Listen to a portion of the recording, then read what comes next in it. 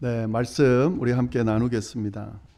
지금 이 본문으로 두 주 나눴고 또 세 주째 또 나누고 있는데 제가 이제 한국 갔다 오고 조금 더 나눠서 하기 때문에 길어지기도 하는데요.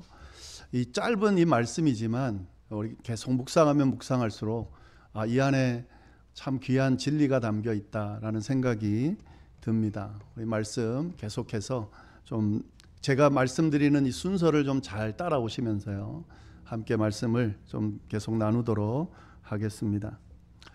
우리가 이제 부흥을 실제적으로 좀 하기 위해서 뭘 하면 되는가, 가장 먼저 점검해 봐야 되는 것이 있다라는 말씀을 드렸습니다. 부흥을 바라보는 시각을 바로 세우는 거죠.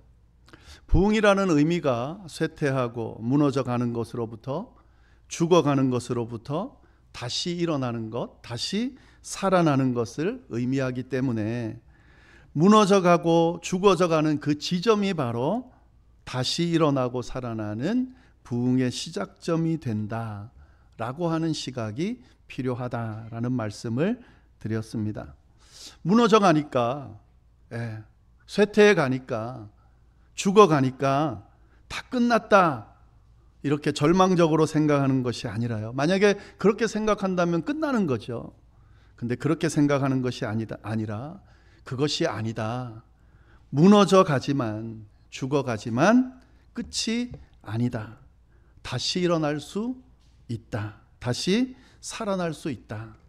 희망을 가지고 그 지점이 바로 부흥의 시작점이 될 수 있다는 시각을 가지고 바라볼 때, 그때 부흥은 시작된다라고 하는 사실 꼭 기억할 수 있기를 바랍니다. 자, 이렇게 부흥에 대한 시각이 바로 세워져 있다면 가장 먼저 뭘 하면 되는가? 우물을 파야 한다라는 말씀을 드렸습니다.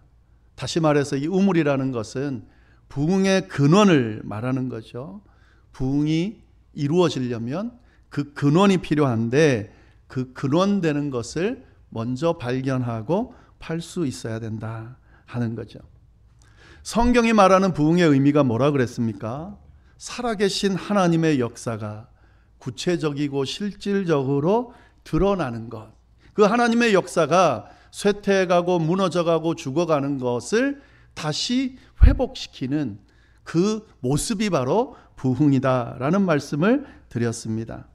따라서 부흥의 근원인 우물을 판다라는 그 의미는 뭐냐면 하나님의 역사가 일어날 수 있도록 만들어야 된다라는 의미가 있습니다.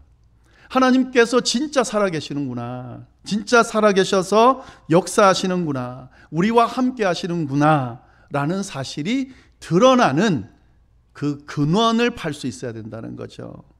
예수 그리스도를 통해 허락된 이 복음이 진짜 생명력이 있구나, 정말 은혜가 있구나, 구원의 역사가 있구나 라는 사실을 발견할 수 있는 그런 우물을 파야 된다는 거죠. 성령 하나님을 통해서 주어지는 그 능력이 우리와 함께 하시면서 우리를 도우시고 지키시고 인도하시는 그 성령의 능력이 진짜구나 라는 사실을 경험할 수 있는, 그런 역사가 일어날 수 있는 부흥의 근원이 되는 그런 우물을 먼저 팔 수 있어야 된다 하는 거죠. 교회의 부흥을 논할 때뿐만 아니라 가정의 부흥과 개인의 부흥 때도 마찬가지입니다. 이 단계가 이루어져야 진짜 진정한 의미의 부흥을 경험할 수 있습니다. 여기까지가 제가 지난주에 말씀드린 내용입니다. 그런데 우리가 여기서 한 가지 명심해야 되는 것이 있습니다. 오늘 본문 말씀을 잘 들여다보면요,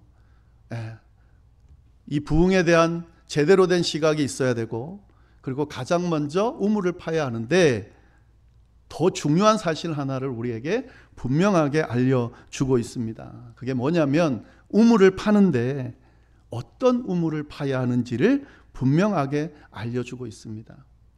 이 본문 말씀이 되게 짧지만요, 가만히 들여다보면 굉장히 깊은 깨달음을 우리에게 주는데, 본문 말씀을 한번 잘 보세요. 19절 말씀 보시면은 이렇게 되어 있습니다. 이삭의 종들이 골짜기를 파서 샘 근원을 얻었더니, 새 번역은 이렇게 되어 있습니다. 이삭의 종들이 그랄 평원에서 우물을 파다가 물이 솟아나는 샘줄기를 찾아냈다. 왜? 그러니까 우물을 팠다는 거죠. 그리고 그 근원되는 물의 근원을 찾아냈다 하는 말인데요. 근데 이 우물이 가장 먼저 어떤 우물이었는지를 분명하게 봐야 됩니다. 그게 18절에 분명하게 이야기하고 있습니다. 18절 보시면은 그 아버지 아브라함 때에 팠던 우물들을 다시 팠으니 이는 아브라함이 죽은 후에 블레셋 사람이 그 우물들을 메웠음이라. 이삭이 그 우물들의 이름을 그의 아버지가 부르던 이름으로 불렀더라. 여러분, 우물을 팠는데 어떤 우물을 팠습니까? 아버지 아브라함이 팠던 우물들을 다시 팠다. 이렇게 이야기하고 있습니다. 여러분, 이 부분이 진정한 부흥을 위해서 아주 중요합니다. 우물이 중요하다는 건 알겠어요. 무엇보다 먼저 우물을 파야 된다라는 건 알겠습니다. 그래서 부흥을 위해서 그 근원인 우물을 파야겠다. 좋습니다. 자, 그런데 어떤 우물을 파냐는 거죠. 막 그냥 아무데나 우물을 파기 시작하면 되는 거냐 하는 거죠. 그게 아니죠. 이삭은 분명히 아무 우물이 아니라요, 아버지 아브라함이 팠던 우물들을 다시 팠다라고 이야기하고 있습니다. 우물이라는 건 뭐 어디든 팔 수 있죠. 그러죠?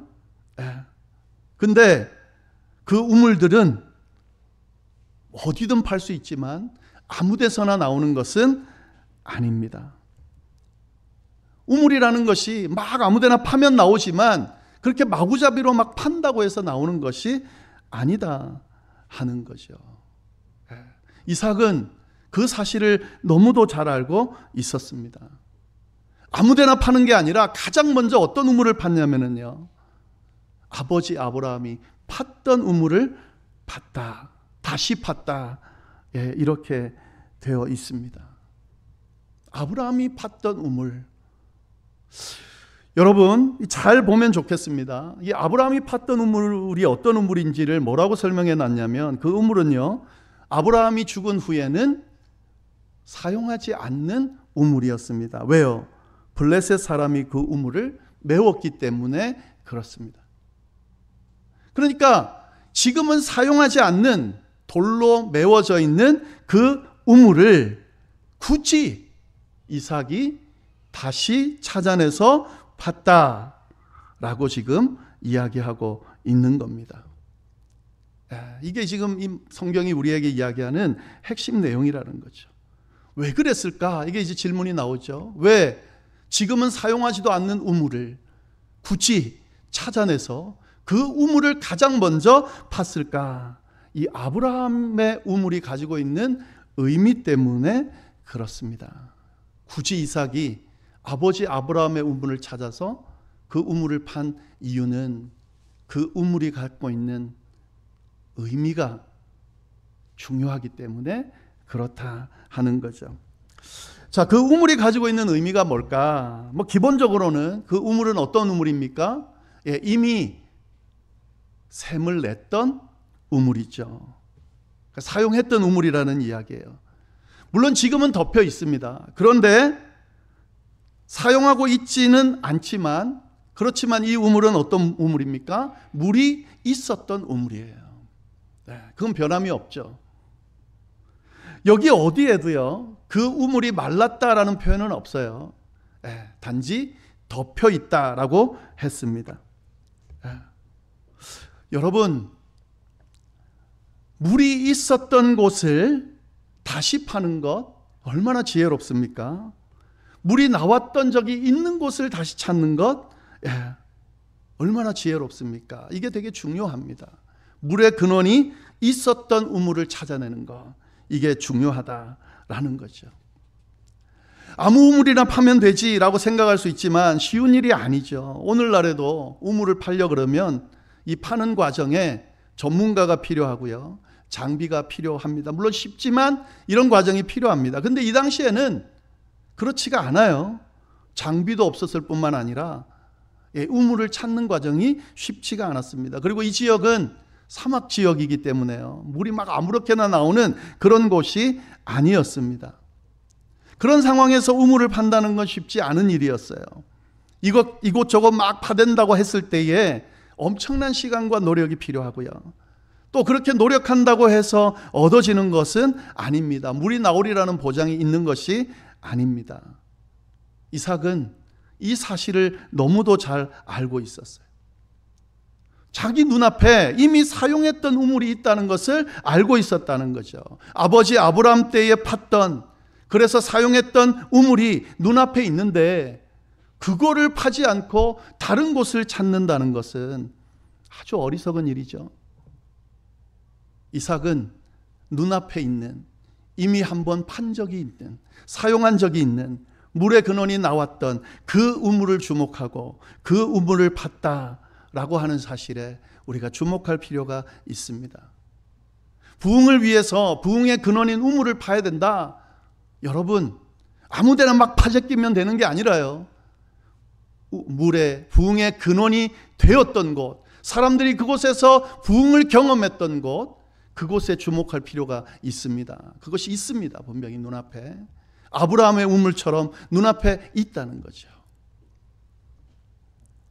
그리고 그 우물의 의미는 단지 물을 냈다라고 하는 그 이상의 의미가 있죠. 우리가 이것을 주목할 필요가 있는데요. 그 우물이 누구의 우물이라고 되어 있습니까? 아브라함이 팠던 우물이에요. 이 아브라함이 누굽니까? 아브라함은 이삭의 아버지지만 그는 누굽니까? 하나님 아버지로부터 복의 근원이라고 하는 그런 축복을 받았던 그런 사람입니다. 하나님께서 아브라함을 선택하시고 그 아브라함에게 뭐라고 이야기했냐면 복의 근원이 되겠다. 너가 자체가 복이다. 이렇게 말씀해 주셨습니다. 창세기 12장 1절부터 3절까지 말씀을 보면 이렇게 되어 있습니다. 여호와께서 아브라함에게 이르시되 너는 너의 고향과 친척과 아버지의 집을 떠나 내가 내게 보여줄 땅으로 가라. 내가 너로 큰 민족을 이루고 내게 복을 주어 내 이름을 창대케 하리니 너는 복이 될지라. 너를 축복하는 자에게는 내가 복을 내리고 너를 저주하는 자에게는 내가 저주하리니 땅의 모든 족속이 너로 말미암아 복을 얻을 것이니라 하신지라. 이게 아브라함이에요. 복의 근원, 하나님으로부터 엄청난 축복을 받은, 복은 아브라함으로부터 시작되는 그런 엄청난 약속을 받은 사람이 바로 아브라함이다 하는 거죠. 그러면 아브라함이 판 우물은 어떤 우물이 되는 겁니까? 복의 근원이 판 우물이 되는 겁니다. 그 자체가 복이라고 세움받은 그런 복의 근원인 아브라함이 판 우물이 바로 아브라함의 우물이라는 거죠. 그 우물은 어떤 우물이라고 말할 수 있습니까? 하나님의 복이 담긴 우물이라고 말할 수 있습니다. 하나님의 약속이 담긴 그런 우물이라고 말할 수 있습니다. 이삭은 지금 그 우물에 시선을 돌리고 그 우물을 다른 어떤 것보다 먼저 팠다. 성경이 분명하게 이야기하고 있습니다. 여러분, 부흥하기 위해서는요, 부흥의 근원인 우물을 팔 수 있어야 되는데 어떤 우물을 파야 되냐면 이미 하나님께서 허락하신 그 부흥의 경험을 했던 그 근원을 먼저 팔 수 있어야 된다는 거죠. 이게 아주 중요한 거죠. 여러분, 이 전통이라고 하는 것, 이 전통이라는 것이 오늘날에는 굉장히 무시되고 있어요. 그렇죠? 네, 그럴 만한 이유도 있습니다. 왜냐하면 오늘날의 이 전통이라는 것이 이 오늘날의 시대에 준 영향력이 굉장히 부정적인 것들이 참 많이 있습니다. 고루하고 때로는 발목을 잡고 변하지 않게 하고, 그래서 새롭게 변하고 새롭게 개발하고 더 잘 될 수 있는데도 불구하고 전통이라는 이름으로 그걸 못하게 막는 그런 부정적인 역할들을 참 많이 했습니다. 근데 여러분, 그 전통이 갖고 있는 부정적인 것 때문에 긍정적인 것들을 다 버려두고 지금 요즘 세대를 가만히 보면 자꾸 뭔가 새로운 것을 하려고 하는데요. 어떻게 되고 있습니까? 전통도 잃어버리고 새로운 것도 의미를 잃어버리는, 마치 길을 잃은 그런, 항해를 하다가 길을 잃어버린 바다에 떠 있는 배 같은 그런 시대를 우리가 살아가고 있습니다. 뭔가 새롭게 해야, 새로운 것을 뭔가 해야 부흥할 수 있고, 새로운 것을 해야 뭔가 일으켜 세울 수 있고 다시 살릴 수 있는 것처럼 그렇게 착각하고, 그거를 위해서 모든 전통을 무시해버리고 외면해버리는 결과가 그렇게 나타나고 있다라고 하는 사실을 우리가 잘 주목할 필요가 있습니다. 여러분, 오늘은 종교개혁 주일인데요. 종교개혁 굉장한 큰 영향력을 끼쳤죠. 이 개혁, 종교개혁으로 인해서 우리가 오늘 이렇게 마음껏 예배드리고 마음껏 말씀을 읽고 하나님 앞에 직접적으로 나아갈 수 있게 됐습니다. 근데 이 종교개혁이 갖고 있는 문제점이 있습니다. 그 문제점이 뭐냐면, 이 마틴 루터가 종교개혁을 시작할 때에 교회에 대항하면서, 교회가 하도 잘못되게 가고 있으니까 그에 반하면서 개혁을 시작했습니다. 근데 분명히 알아야 될 것은, 이 마틴 루터가 종교개혁을 시작할 때 그 시작점에서 마틴 루터는 교회에 대해서 모든 교회를 부정하는 그런 개혁을 주장한 것이 아니라는 사실에 우리가 주목할 필요가 있습니다. 교회의 잘못 중에 95개의 잘못된 점을 지적하면서 95개의 반박문을 올린 것이, 그게 바로 종교개혁의 시작점입니다. 교회를 부정한 게 아니에요. 교회가 잘못 가고 있다라고 하는 95개의 항목에 대한 지적입니다. 그것에 대한 개혁을 이야기한 겁니다. 근데 여러분, 이런 종교개혁이 과열되면서요, 나중에 어떤 현상이 나타나기 시작하냐면 교회 자체를 부정하는 그런 움직임들이 시작되었습니다. 교회가 하는 건 다 싫은 거예요. 다 잘못된 거예요. 그래서 다 하지 말자고 그랬어요. 예배 형식도 뭐 다 필요 없다는 거죠. 여러분, 그렇게 되면 어떻게 되는지 아세요? 초대교회 때 교회가 세워지기 시작하던 그 시점까지 다 부정하는 게 되는 거예요. 초대교회 때 교회가 세워지면서 예수 그리스도와 그 예수님의 제자들을 통해 성령의 임재를 통해 세워진 그 교회가 성령의 역사를 따라 그렇게 수천 년 이어오면서 세워진 그 교회 전체를 부정하는 게 되는 거예요. 그걸 부정하고 교회를 논할 수 있습니까, 여러분? 개혁을 논할 수 있습니까? 그렇지 않습니다, 여러분. 뭐 꼰대란 이야기 있죠. 나이 든 사람들이 정말 좀 볼성사납게 그렇게 행동한다는 거예요. 말한다는 거예요. 그런 이야기가 나올 법하죠. 솔직히 말하면요. 부정적인, 어른 세대들의 부정적인 어떤 모습들이, 또 그런 과정들이 부정적인 영향력을 끼치면서 이 시대에 부정적인 어떤 모습들을, 결과들을 낳게 한 부분에 대한, 그거에 대한 반발이겠죠. 맞습니다. 할 수 있습니다. 그리고 그 부분에 대한 지적은 충분히 할 수 있고 해야만 하는 거죠. 근데 여러분, 참 이상하게 흘러가고 있는 것이요, 중간 정도 세대인 제가 보기에도 다 잘못됐다 그러는 것 같아요. 다 싫은 거예요. 뭐 이게 어른들이 했다 그러면, 옛날에 했다 그러면 다 싫은 거예요. 다 고루하게 생각하고, 다 지루하게 생각하고, 다 잘못됐다 생각하고, 그리고 그것과 반대되는 건 다 좋다고 이야기하는 분위기로 그렇게 흘러가는 것 같아요. 여러분, 다 부정하면 자기도 없는 거예요. 그렇잖아요. 어디로부터 시작됐는데요? 지금 오늘 이 시대에 우리가 발을 딛고 사는 이 세상은 누구로부터 왔는데요? 우리의 선조들을 통해, 그들의 수고와 헌신을 통해, 그들이 했던 귀한 그런 장점의 모든 과정들을 통해서 지키고 보호하고 수정하고 여기까지 왔어요. 좋은 것들이 있다고요. 분명히 그 역사를 주도했던 그 과정들이 있다고요. 여러분 이걸 부정하면 다 부정되는 거예요. 막 좀 멋지게 새로운 뭔가 주장을 하면서 내가 그 시대를 부정하고 그 좋은 것들을 부정하면 내가 마치 뭐라도 된 것처럼 착각하는데 그렇지 않습니다. 또 다음 세대는 나를 놓고 누군가 평가할 텐데 나를 부정하면 어떻게 되겠어요? 그건 아무것도 없는 거죠. 좋았던 것이 있습니다, 여러분. 교회도 마찬가지입니다, 여러분.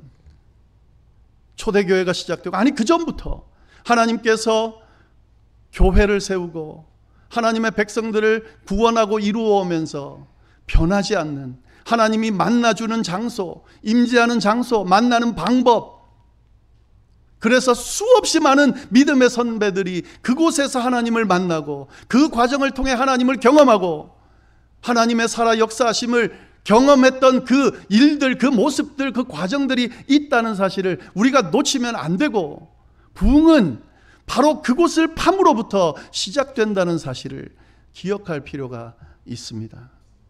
예배드리고 기도하고 말씀 듣는 거, 젊은이들에게는 저건 나이든 아버지, 어머니, 할아버지, 할머니들이나 하는 행동이지, 오늘날은 신세대이기 때문에 저렇게 예배하지 않고 저렇게 기도하지 않고 저렇게 말씀 듣지 않고 신앙생활해도 괜찮다.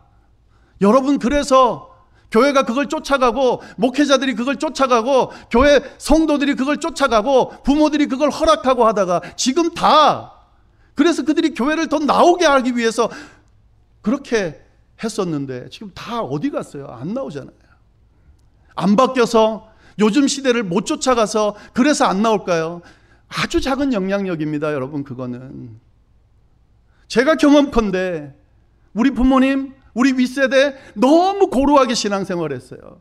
어쩜 저렇게 무식하게 신앙생활할까?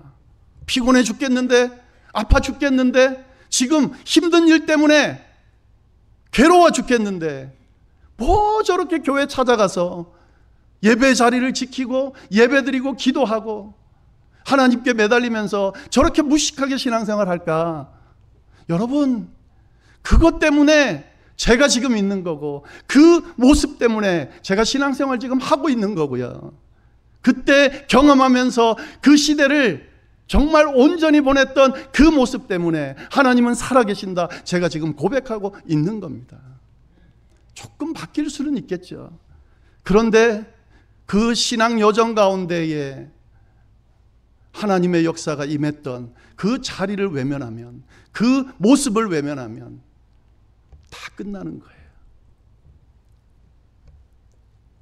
아브라함이 판 우물이 있습니다. 비록 막혔지만 그 우물은 이미 물이 나왔던 곳이에요.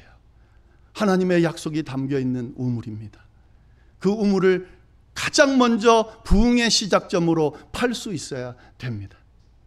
우리 교회, 열방교회가 부흥하기 위해서, 또 우리의 가정과 우리의 개인의 삶이 부흥하기 위해서 가장 먼저 뭐 해야 될까? 옛날 우리 믿음의 선배들이 했던 그 일을 먼저 하면 됩니다. 성경이 이야기하는 그걸 먼저 하면 됩니다.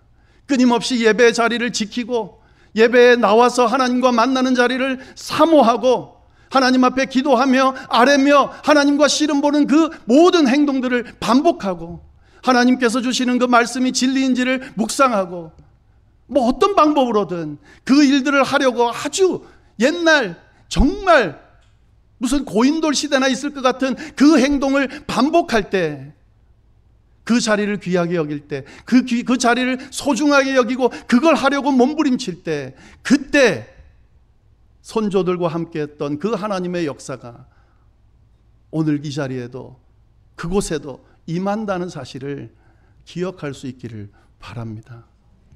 쉽지 않죠. 자꾸 이 시대가요, 사단이 가서 그렇게 하는 거 너무 지루하지 않아? 뭐 그렇게 하는 건 너무 옛날스럽지 않아? 자꾸 그래요. 여러분, 현혹되지 마세요. 시작점은 거기서부터 시작이 되는 겁니다. 저는 목회자가 된 후에 다양한 사역지를 경험했습니다. 만약에 어떤 다른 목회자와 비교해서 얼마나 다양한 사역지를 경험했는지 비교한다 하더라도 제가 뒤지지 않을 정도의 많은 사역지를 경험을 했습니다. 목회자가 되기 전에 목회자처럼 일했던 것까지 하면 더 많은 사역지를 경험했습니다. 그런 크고 작은 사역지를 맡아서 세우고 감당하면서 저는 제 나름대로 한 곳도 빠짐없이 부흥을 경험했습니다. 물론 그 부흥이라는 것이 인원이 많아지는 그런 것을 의미하는 건 아닙니다. 물론 인원이 많아지는 경험도 했습니다. 2배, 5배, 심지어는 거의 7배, 8배까지 제가 맡은 그 조직을 그렇게 키우는 경험도 했습니다. 근데 때로는요, 맡겨진 그 인원, 그 적은 인원을 유지하기에도 버거운, 물론 그런 곳에서 사역하기도 했습니다. 자, 그런데 제가 어떤 곳에서 하든 그런 부흥을 경험했다라고 하는 거죠. 이 부흥은 성경이 말하는 그런 부흥을 말하는 거겠죠. 하나님의 임재와 하나님의 역사가 드러나는, 그래서 그 공동체 안에 죽어가던 공동체가 다시 일어나고 공동체의 일원들이 하나님의 살아계심을 경험하는 그런 부흥을 어디서든 경험을 했습니다. 어떻게 그게 가능했냐? 딱 한 가지밖에 없어요. 제가 지금 말씀드리고 있는 이 실제적인 과정들을 잘 진행했기 때문에 그렇습니다. 저는 어느 사역지를 가거나 어떤 일을 맡게 되거나 이 부흥의 의미에 부합하는 시각으로 바라보려고 애를 썼습니다. 물론 저도 좋은 환경, 다 갖춰진 환경에 가서 사역하는 것이 편했고 또 그런 사역지에 갔으면 좋겠다라고 하는 마음은 있습니다. 근데 하나님이 부르시고 하나님이 보내시면 뭐 어디든 가야 된다라고 하는 그런 신앙관을 가지고 있기 때문에 제가 가는 곳이 때로는 전혀 갖춰져 있지 않은, 또 전혀 뭐 세워지지 않은 그런 곳에 서게 될 때도 있었습니다. 근데 어느 곳을 가든지요, 규모가 있든지 없든지 또 원하는 것이 있든지 없든지 조건이 갖춰졌든지 갖춰져 있지 않든지 그 지점이 부흥의 시작점이라는 생각을 가지고 사역에 임하려고 노력했습니다. 만약에 다 갖춰지지 못한 곳에 가게 됐다면, 그래서 내가 그곳에 있을 수밖에 없다면 그곳을 다 갖춰진 곳으로 세워달라고 기도하면서 그렇게 임했습니다. 그곳이 달라지는 그런 역사의 현장이 되도록, 그리고 그 역사의 주역으로 저를 사용해 달라고 기도하면서 그렇게 임했습니다. 그랬더니 크고 작은 부흥의 경험들이 있더라고요. 하나님이 친히 역사하시는 그 역사하심을 경험하는 그런 은혜들을 누리게 됐습니다. 그런 관점으로 우물을 파려고 애를 썼습니다. 부흥의 근원이 내가 얼마나 열심히 하고 내 능력이 얼마나 있느냐에 있지 않다는 걸 너무 잘 알기 때문에요. 막 부임하자마자 저는 이런 대단한 사람입니다, 제가 이걸 하면 이 교회는 부흥합니다 말하지 않고요. 말할 수가 없죠. 그게 가능하지가 않으니까. 그렇게 설쳐되지 않고 정말 어디서부터 부흥이 시작되는지 생각하면서 그렇게 사역에 임했습니다. 때로는 뭐 이벤트성이나 뭐 여러 가지 일들을 저질러 가지고 교회 인원을 좀 많이 모아 가지고 좀 겉으로 보기 좋게 그렇게 만들려는 유혹이 있었지만 그런 것들이 잘 갖춰진 그런 성장과 부흥이 아니면 아무것도 아니라는 걸 알기 때문에 그런 유혹에 빠지지 않고 부임하자마자 어떻게 하면 이 부흥의 근원인 우물을 팔 수 있을지를 고민하면서 하나님의 역사와 하나님의 임재가 일어나는 그것에 집중하면서 사역하려고 애를 썼습니다. 그랬더니 하나님께서 그 사역의 현장에 진짜 하나님의 역사를 경험했다고 고백하는 사람들이 생겨나기 시작하게 만들어줬고요. 그리고 그렇게 하나님이 역사하기 시작하니까 제가 하지 못하던, 할 수 없었던 그런 부흥의 역사도 경험하게 만들어줬습니다. 여러분, 부흥이 어디로부터 시작되고 어떻게 진행되는지를 잘 아시고 그렇게 교회의 부흥과 개인의 부흥과 가정의 부흥을 해나갈 수 있기를 바랍니다.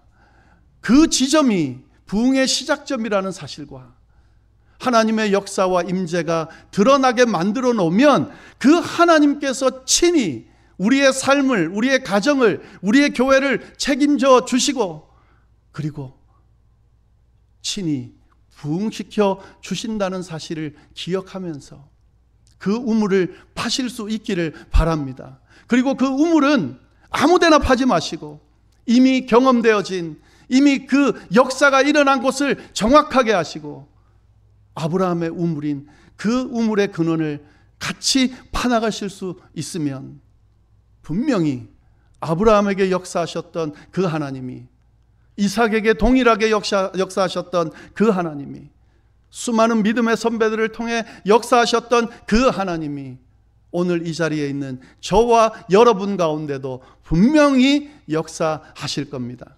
이런 부흥의 놀라운 실제를 다 경험할 수 있기를, 이를 위해서 이 부흥의 단계를 잘 밟아갈 수 있기를 간절히 바랍니다. 기도하겠습니다. 하나님 아버지, 참으로 감사합니다.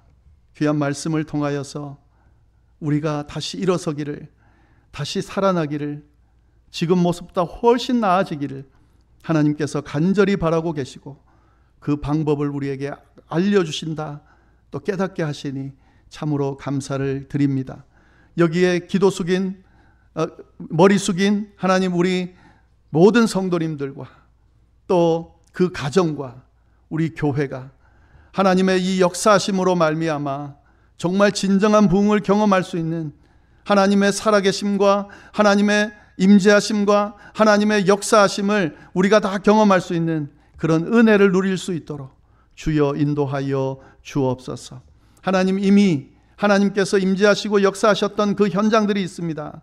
아버지, 그곳을 소중히 여기고 그것을 우리의 부흥의 시작점으로 삼고 거기부터 붙들 수 있도록 주여 역사하여 주옵소서. 하나님, 우리 교회를 특별히 사랑해 주셔서 정말 우리 교회가 지금의 모습보다 훨씬 나은 모습, 하나님께서 정말 살아계시는구나, 역사하시는구나, 임하시는구나, 우리를 도우시는구나, 한 명도 빠짐없이 모든 성도들이 경험함으로 말미암아 우리의 믿음이 훨씬 더 성숙해가는 역사들이 일어날 수 있게 되도록 주여 인도하여 주옵소서. 그렇게 해주시리라 믿고 우리를 구원하신 예수님의 이름으로 기도드립니다. 아멘.